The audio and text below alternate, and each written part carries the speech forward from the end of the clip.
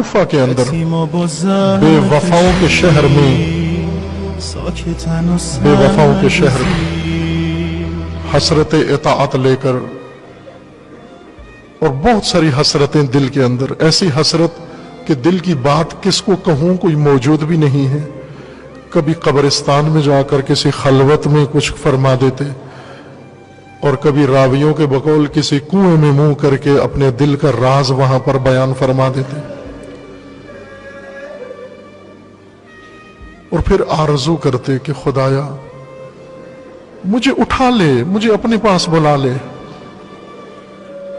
میں ان کے اندر رہنا نہیں چاہتا، میں ان کے اندر رہنا نہیں چاہتا۔ اور پھر وہ بلاوا آ گیا، وہ شب آ پہنچی، پھر 19 کی شب آ گئی جس کی پیشن گوئی رسول اللہ نے فرمائی ہوئی تھی۔ وہ شقی اشقل اشقیاء وہ آیا جس نے شمشیر زہر میں بجھا کر حالت سجدہ میں علی مظلوم کے سر پہ ماری، وار کیا۔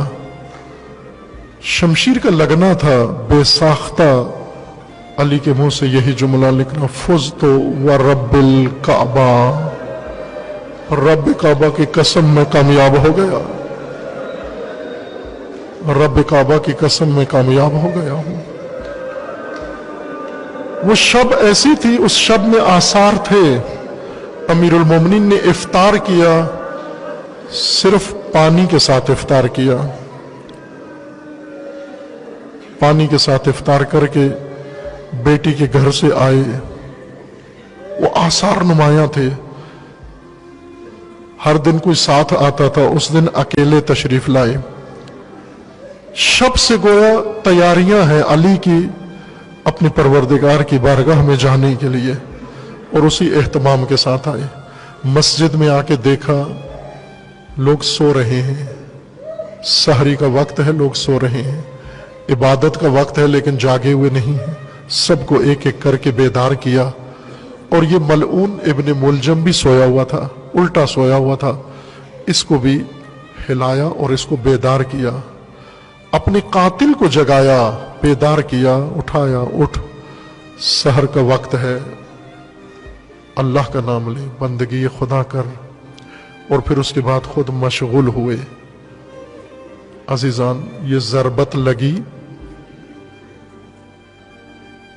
اور خبر کس طرح سے کوفہ میں پھیلی، اہل کوفہ کو کیسے معلوم ہوا؟ اہل کوفہ کو کسی نے جا کے بتایا نہیں کہ امیر المومنین زخمی ہو گئے ہیں، بلکہ کوفہ کے اندر وہ یتیم اور بیوائیں اور نادار اور بیمار اور فقراء اور محتاجین، جو ہر شب ایک ناشناختہ محسن، ایک ناشناختہ مہمان کے انتظار میں رہتے تھے۔ وہ مہمان جو اپنے ساتھ ان سب ناداروں کے لیے، فقیروں کے لیے اپنے ساتھ غذا لاتا تھا، دودھ لاتا، خرما لاتا، بعضوں کے گھر میں آ کر غیر محسوس طور پر رکھ کے دستک دے کے چلا جاتا کہ کوئی اس کو پہچان نہ سکے کون ہے۔ کئی دفعہ انہوں نے کوشش کی کہ آنے والے کو پہچان تو سکیں، لیکن کبھی بھی کامیاب نہیں ہوئے، نہیں معلوم ہوا کون آتا ہے۔ رات کی تاریکی میں یہ ضروریات پہنچا کے چلا جاتا ہے، اور جن کے گھروں میں کوئی نہیں ہوتا ان بچوں کو کھلانے والا وہاں پر گھر کے اندر جا کر ان بچوں کو اپنی آغوش میں بٹھا کر ان بھوکے بچوں کے سر سے خاک صاف کر کے ان کے چہروں پہ شفقت و مہربانی کا ہاتھ پھیرتا، ان کے سروں پہ بوسہ دیتا، انہیں سینے سے لگاتا، پھر اس کے بعد اپنے ہاتھوں سے خرما اٹھا کر ان کے منہ میں ڈالتا، دودھ کا کاسا اٹھا کر انہیں اپنی آغوش میں ماں کی طرح پلاتا، اور کئی بچوں کو لوریاں دے کے سلا کے آرام کر کے لٹا کے پھر اٹھ کے دوسرے گھر میں چلا جاتا، اور وہاں سے پھر کسی ویرانے میں چلا جاتا، اس ویرانے میں جاتا جہاں پر कोई नाबीना, नादार, मिस्कीन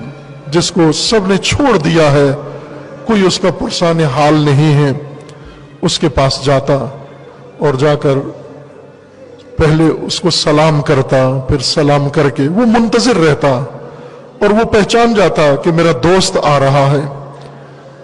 कहां से पहचानता? कदमों की आहट से पहचान जाता है। अली के कदमों की आहट से पहचान जाता कि मेरा दोस्त आ रहा है। लेकिन अजीजान, 19 की शब के बाद यतीम देखते रह गए, बेवाएं हालत इंतजार में रही, नादार फकीर दर खोल के देखते थे, उस वीराने में बैठा हुआ बीमार, इनको अपनी भूख की फिक्र नहीं थी, अपनी खुराक की फिक्र नहीं थी, बस एक फिक्र लगी हुई थी, वो जो हर शब मेहरबान आया करता था वो क्यों नहीं आया? खुदा खैर करे, खुदा खैर करे, क्यों नहीं आया? बार बार दर खोलते, बच्चे मां से पूछते, अपनी मां से कहते, मां वो मेहरबान क्यों नहीं आया? कहीं ऐसे तो नहीं कि हमें भूल गया हो, कहीं ऐसे तो नहीं कि हमें फरामोश कर दिया हो? माएं कहती, ना बेटा, वो मेहरबान ऐसा था, उसके नफस में मेहरबानी ऐसी थी, वो कभी इन यतीमों को भूल नहीं सकता। मुझे खौफ है कुछ हो ना गया हो, कोई हादसा ना हो गया हो।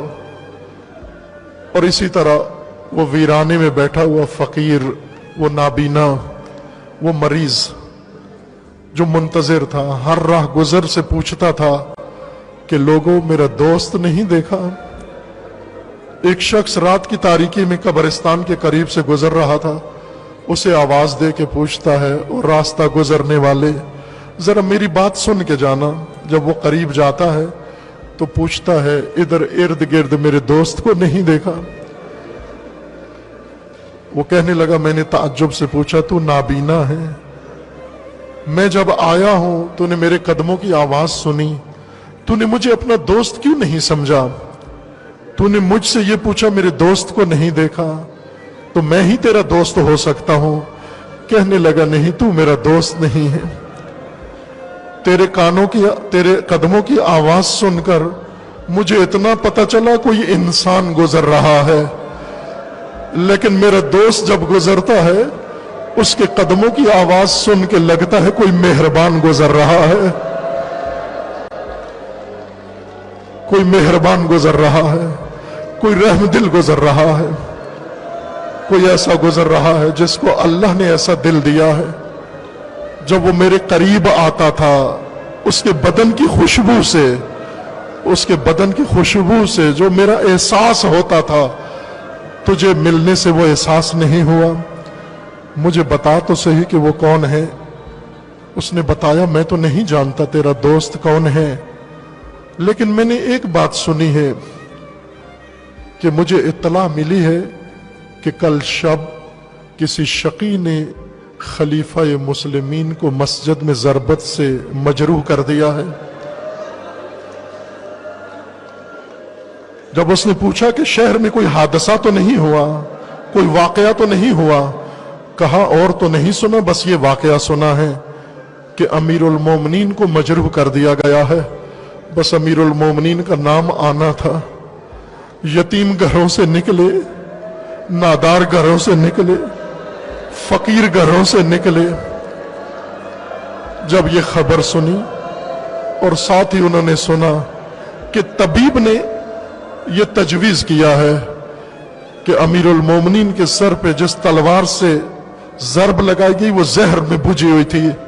जहर का असर बदन मौला में हो गया है। अब फकत दूध से इलाज हो सकता है, अगर हुआ तो दूध असर कर सकता है।